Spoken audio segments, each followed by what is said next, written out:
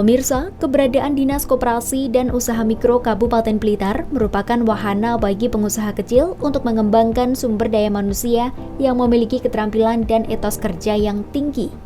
Dengan itulah, Dinas Koperasi dan Usaha Mikro selalu mendukung dan mensupport para pelaku usaha mikro yang terdiri dari berbagai organisasi untuk dapat mengikuti pembinaan dan pelatihan dengan maksud agar dapat melebarkan kreativitasnya pada bidang kerajinan.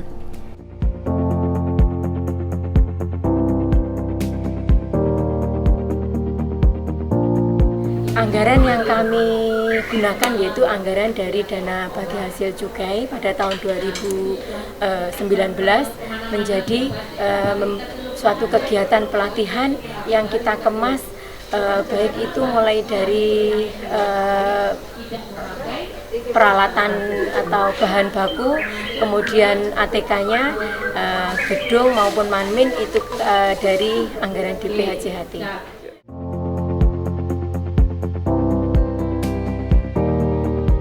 Kegiatan dengan menggunakan dana bagi hasil cukai hasil tembakau atau DPHJHT ini juga sekaligus bertujuan untuk mengajak para pelaku usaha mikro untuk dapat mengembangkan usahanya menjadi lebih kreatif lagi. Salah satunya dengan dilakukannya pelatihan Shibori seperti ini. Semua peserta pun begitu semangat dalam menerapkan ilmu yang dilakukan dengan cara praktek langsung dengan dibimbing oleh narasumber. Ini keterampilan Shibori. Yang Shibori adalah seni melipat, ya, bisa melipat, bisa jelujur, bisa ikat dari Jepang. Dan ini sudah ada 500 tahun yang lalu, yang sebenarnya adalah proses pembuatan motif di atas kain dengan cara tadi melipat, kemudian ada yang jelujur dan ada yang dikaitkan dalam paralon, jadi ada memakai pipa dan diikat dengan tali. Pada pelatihan kedua yang digelar oleh Dinas Koperasi dan Usaha Mikro Kabupaten Blitar ini, peserta diajarkan untuk membuat kerajinan kain Shibori. Kain Shibori tengah menjadi tren saat ini. Warna dan motifnya yang unik membuat kain ini jadi buruan untuk dijadikan selendang atau juga untuk membuat baju. Kain Shibori merupakan kain yang diwarnai dengan teknik pewarnaan mencelup kain yang diikat ke dalam pewarna. Shibori sendiri berasal dari Jepang atau dalam bahasa Indonesia dikenal dengan nama jumputan.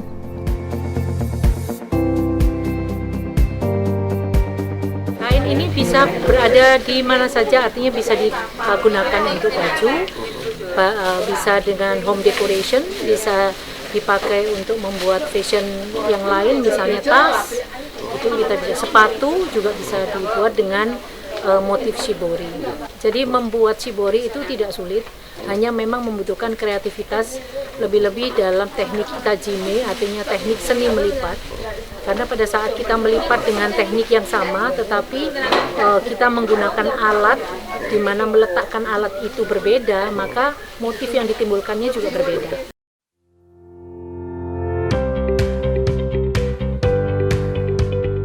Seperti inilah pemirsa, peserta pelatihan kerajinan Shibori dalam melakukan praktek langsung untuk menghasilkan kain yang nantinya bisa diaplikasikan ke berbagai macam kerajinan.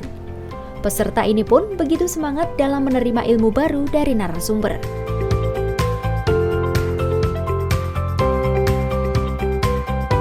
Kebetulan saya seorang crafter, tapi bidang saya adalah pernak-pernik dan aksesoris, meliputi bros, gelang, dan sebagainya.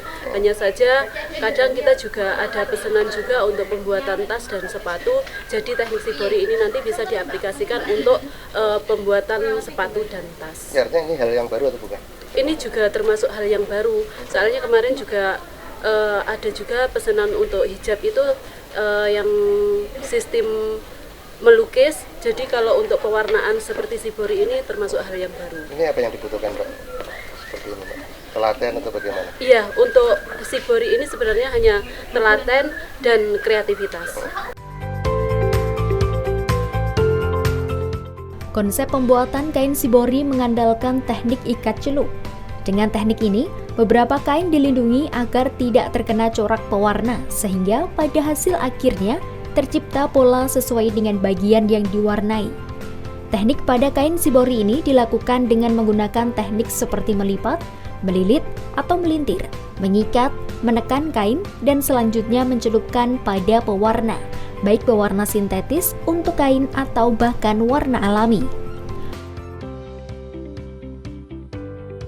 Bahan yang digunakan untuk shibori adalah bahan yang berserat alam, bisa katun, sutra, atau jenis katun rayon. Pewarnaannya tuh apa ini?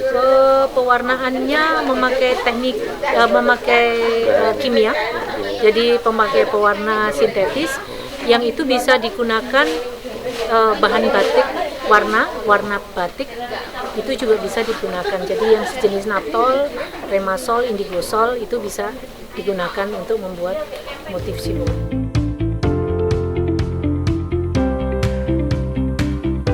Seperti inilah pemirsa hasil dari pelatihan shibori yang dilakukan oleh para peserta pelatihan yang digelar oleh Dinas Koperasi dan Usaha Mikro Kabupaten Blitar. Kain dengan menggunakan teknik shibori atau biasa disebut batik jumputan ini bisa dibuat berbagai macam jenis, mulai baju, jilbab, atau bahkan untuk kebutuhan kombinasi dalam sebuah aksesoris.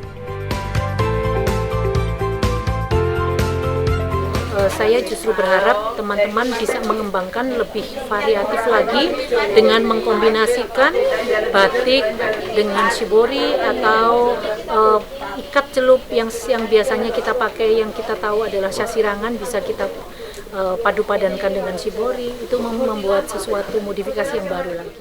Tentunya setelah dari mengikuti pelatihan ini kami akan evaluasi, kita akan buat grup di WA, kami akan evaluasi, kita pantau terus sejauh mana mereka mengembangkan atau melakukan usahanya untuk dikembangkan setelah pelatihan ini.